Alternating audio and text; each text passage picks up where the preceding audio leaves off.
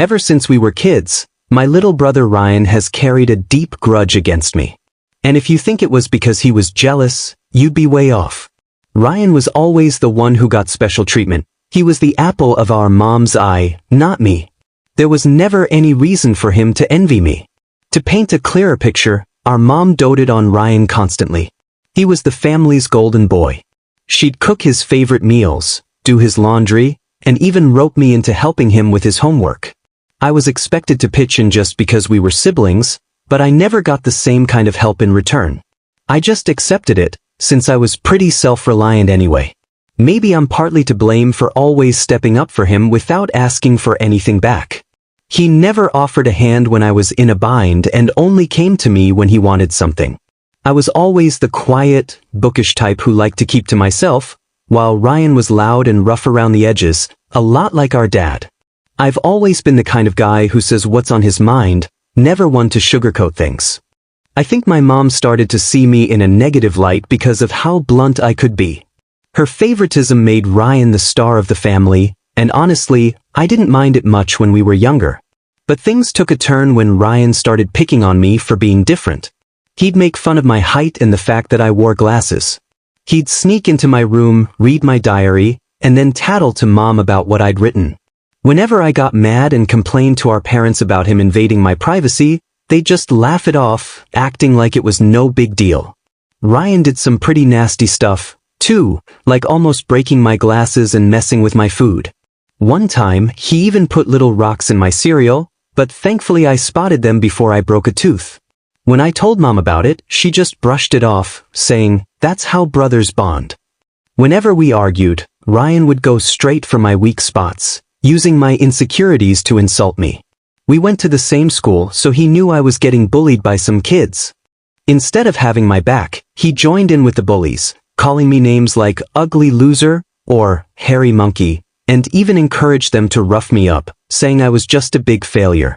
There was one argument over something so minor I can't even remember what it was, and Ryan told me to kill myself. Most of the time I could shrug off his insults, but that one cut deep, especially since I was already struggling with my mental health. I'm doing better these days, but hearing my own brothers say something like that was crushing.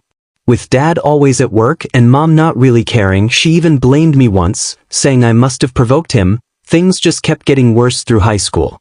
One time, Ryan actually tried to set my hair on fire, and unbelievably, Mom defended him, saying he was just playing around.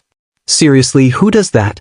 Thankfully, Dad finally stepped in and called out how serious the situation was. He even threatened to call the cops on Ryan. That was the first time Ryan ever faced real consequences, and he was totally shocked. Dad made it clear that things had to change and that Ryan needed to start treating me with respect. Afterward, Dad came to my room to talk. I never expected him to take my side, since he always told Ryan how much they were alike, which was true.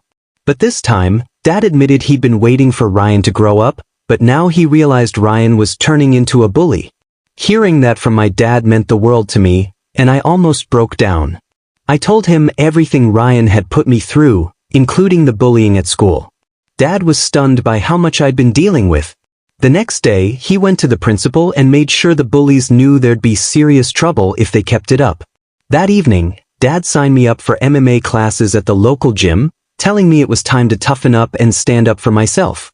I'll admit, seeing a nerdy kid like me trying to learn how to fight probably looked pretty funny, but I was determined. I managed to juggle my studies and daily workouts, and those MMA classes completely changed both my body and my confidence. Then one day, Ryan was up to his old tricks again. He stole the pocket money I'd been saving from doing chores. I caught him just as he was about to ride off with his friends. I demanded he give it back, but he just laughed and said all I ever did was run to Dad for help. I don't know what came over me, but I punched him right in the face. He was so shocked he fell back, and I grabbed my money from his pocket before shoving him away. Ryan started bawling, which was honestly kind of funny. Of course, Mom came running to see what happened. When she found out I'd hit him, she was shocked and scolded me, saying I should set a better example for Ryan, who seemed to love watching me get in trouble. She even complained to Dad about my behavior, saying I needed to be kept in check. Dad called both of us in and asked us to explain ourselves. I told him how Ryan had stolen the money I'd worked hard to save, while Ryan tried to justify it by saying he needed it for a date and that, as his brother, I should help him out. But Dad told Ryan he was lucky I only punched him, because anyone else would have called the cops. He made it clear that taking other people's stuff without asking was wrong. Ryan didn't like that and threw a fit, probably hoping Mom would take his side, but Dad stood his ground. When Ryan realized he wasn't going to get me in trouble for hitting him, he yelled about how much he hated me and stormed off to his room, slamming the door behind him. After that, he started keeping his distance from me. He finally understood he couldn't push me around anymore, and even Dad wasn't going to let him get away with it. For the first time in ages, I felt like we were on equal footing. He couldn't hurt me physically anymore, but he still tried to get under my skin with insults whenever our parents weren't around. As he got older, his temper just got worse. If I tried to talk to him, he'd ignore me or mutter things like, nerd, or loser, as he walked away. If he needed to tell me something, he'd go through Mom instead of talking to me directly. When I asked her why Ryan couldn't just speak to me himself, she'd tell me to be more understanding. I honestly couldn't tell if it was just teenage hormones or if he really hated me that much. As time went on, putting up with Ryan's constant jabs just wore me down, and all I could think about was getting out of that house and away from him. I kept asking my mom to help us sit down and talk things out, hoping we could finally clear the air, but she always refused, saying she didn't want to get in the middle of it. Whenever I tried to get her take on why Ryan acted the way he did, she'd just brush me off. Eventually, I got out. I landed a scholarship to my dream college, thanks to my grades. My dad even threw a party for me, and for once, my mom looked genuinely proud. Ryan, though, barely acknowledged me or my achievements. The day I left for college was a mix of excitement for what was ahead and relief to finally escape that toxic environment. Those first few months at college felt like a breath of fresh air. I made new friends, enjoyed my classes, and started building a life that had nothing to do with the mess I'd left behind. The constant anxiety from Ryan's insults faded, and I finally felt some peace. In my second year, I met Samantha at a frat party through a buddy, and we hit it off right away. Since I grew up in a religious family, having kids before marriage was a big no-no. But when we found out Samantha was pregnant during our last year, we decided to get married right after graduation. Our wedding was small but full of joy. Our parents were happy for us, and we had a great time celebrating. At that point, I truly believed Samantha was the one for me. I'd always pictured myself in a committed, one-woman relationship, someone to come home to and share my life with. Even though other women showed interest over the years, I never acted on it because I was genuinely happy with Samantha. She was everything I wanted, and I never wanted to hurt her. But later on, I discovered she'd cheated on me twice. One was a drawn-out affair with a married coworker that lasted for years, and the other was a short fling with an ex-boyfriend when she visited her family. Some people might say I was clueless, and honestly, looking back, I can't argue with that. Each time we separated for a bit, I chose to forgive her. I didn't want our kid growing up in a broken home, and I really believed we could get past it. The thing with her coworker happened when we were younger, and I chalked it up to being young and making dumb choices. For a while, things seemed to improve, though I could never fully trust her again. I tried my best to let go of my doubts, figuring that if I was going to forgive her, I had to actually try to move forward. It's been 4 years since the second time she cheated, and I felt good about giving her another shot. Samantha seemed different, and we were genuinely happy, making plans for our family's future. But 3 months ago, everything fell apart again.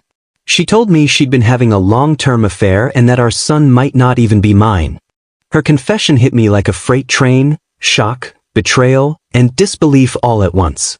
I couldn't wrap my head around what she was saying. In a daze, I asked her why she'd kept something so huge from me and how she could do something so hurtful. She just sat there, cold and distant, barely reacting to my pain. Her answers were vague, leaving me with more questions than before. It was a surreal, gut-wrenching moment, facing the reality that my family might not be what I thought it was. I kept pressing Samantha for the truth because I felt I deserved to know who my son's real father was. Eventually, she admitted it was Ryan. I just stared at her, stunned, and asked what she meant. She explained that when I first brought her home to meet my family, She stayed with us from Thanksgiving through New Year's. Ryan, who was usually cold to me, was actually friendly and polite to her, which made me happy because I wanted Samantha to feel welcome. Samantha wanted to fit in with my family, so she spent a lot of time with my mom. She noticed the tension between Ryan and me and asked me about it. I opened up about our rocky relationship and told her I doubted we'd ever fix things. Samantha understood but started inviting Ryan along when we went out, hoping it would help us bond. Whenever we planned a movie night, she'd ask Ryan to join, and we'd end up watching whatever he picked. During that time, Ryan and I actually talked a little, which was better than his usual silence. I remember Samantha and Ryan playing video games together, but I never thought anything of it. Samantha told me that one day, Ryan confided in her about a recent breakup. Feeling vulnerable, he started leaning on her as a friend. She said he'd flirt with her when I wasn't around, and eventually, things went further than she intended. The thought of my wife and brother together made me sick. Samantha admitted she felt guilty afterward and cut things off, which lined up with her sudden decision to leave for home instead of staying for New Year's. I tried to get her to stay, but she insisted on going. When we met back at college after the holidays, she acted like nothing had happened, so I didn't suspect a thing. 2 weeks later, we found out she was pregnant. Samantha confessed she didn't know if the baby was mine or Ryan's, and since there was no way to be sure, she chose to stay with me, knowing I was the more reliable brother. That's why we got married. It felt like my whole world was falling apart. The boy I'd raised and loved might not even be my son. I asked Samantha if she'd been seeing Ryan recently, and she nodded. She told me they'd always kept in touch because they had this chemistry they couldn't ignore. They'd sneak off to hotels, lying to me about working late. She admitted that half her business trips were actually secret getaways with him. I asked her why she married me if she wanted to be with Ryan, and she said she didn't want to be the one to end things. She saw me as a great dad and decided to stay. She said she made a mistake and didn't know how to stop. I told Samantha I appreciated her honesty, but I was packing my things and leaving. She broke down in tears, begging for forgiveness, expecting me to yell or lose my temper. Instead, I quietly packed my clothes. Samantha pleaded with me, saying if I loved her, I should fight for our marriage, that everyone makes mistakes. When she realized I wasn't going to argue, she switched tactics, saying a divorce would hurt our son and that kids shouldn't grow up in broken homes. I reminded her that I might not even be his father, which made her cry harder and accuse me of being heartless. It was like she thought nothing could make me walk away. Maybe I was partly to blame for letting things slide for so long. I did love her, but I think it was more about believing we had a son together and all the years we'd spent as a couple. Samantha kept insisting it wasn't too late to fix things, but I just couldn't believe her anymore. Trust was gone, and her words felt empty. Even if I could forgive her, I'd never forget she slept with my brother. I've always believed in second chances because nobody's perfect, but this was just too much. I left her crying on the doorstep and checked into a hotel. The following day, I went straight to my parents and laid everything out about Ryan and my wife, how they'd been sneaking around behind my back for years. The look of shock on their faces was impossible to miss. True to form, my mom immediately tried to defend Ryan, insisting her precious boy could never do something so low to his own brother. I was determined to get the truth out in the open, so I asked my parents to keep quiet and let me call Ryan right there in front of them. I told them not to say a word so Ryan would think it was just a private call between us. When he picked up, I confronted him about the affair. At first, he flat out denied everything, refusing to take any blame. But when I told him Samantha had already confessed, he started throwing all the blame on her, calling her names and saying it wasn't his fault if women found him attractive. He even bragged about being the better-looking brother. I told him straight up that I was going to let everyone know what he'd done. Ryan just laughed, saying nobody would believe me since he was the family favorite. I couldn't help but laugh at his arrogance and thanked him for confirming the truth. Once he realized our parents had heard the whole thing, Ryan went silent, then started stumbling over his words, trying to explain himself and save face. My mom, still reeling, demanded answers from Ryan. He stammered through a weak excuse, blaming everyone but himself and desperately trying to pin it all on Samantha. I could see the disappointment and anger building in my mom, who had always been so protective of him. In that moment, I felt a strange sense of justice. After years of being the one Ryan tormented, the tables had finally turned. Now he was the one exposed, his actions out in the open for everyone to see. As Ryan's excuses fell apart, my dad, who usually kept his feelings to himself, couldn't hide his disappointment. He asked me to hand him the phone and started talking to Ryan. "Ryan," my dad said, his voice heavy with disappointment, "what you've done isn't just a betrayal of your brother, it's a betrayal of this whole family. You slept with your brother's wife and kept it going even after they were married.